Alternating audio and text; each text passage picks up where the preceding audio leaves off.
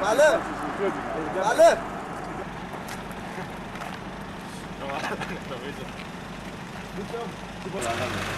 Θέλω να γράψω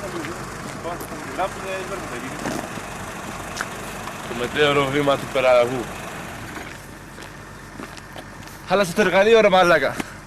Κρίμα, κρίμα. Για πες το μας. Χάλασε το εργαλείο ρε μας εδώ πέρα, τώρα πώς θα πάμε πάνω. Ναι, έχετε πρόβλημα. Γάμισε τα μας τώρα. Θα τραχθεί το εργαλείο. Πήγε τράβα εκεί πέρα το εργαλείο. Κάτω να ζούμε. Αυτό θα πάμε. Τράβα και τα στυλάκια.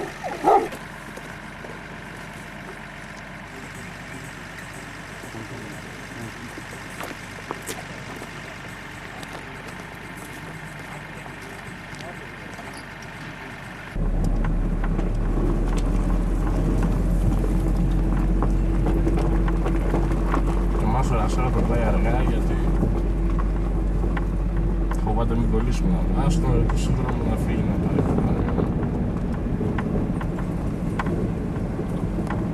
Έχεις το μέσα. Κόλλησε. Τώρα που ξεκίνησε, τώρα που το έκοψε η Μίτσο, τελείωσε. Να πάμε να βάλουμε αλυσίδες. Ναι. Για πες του εσύ να βάλει το αργό ρε. Έχει αργό. Έχει βάλει το μπλοκέ, το αργό. Ναι. Το έχεις βάλει. Πάμε να βάλουμε τις. Μην κλείσεις.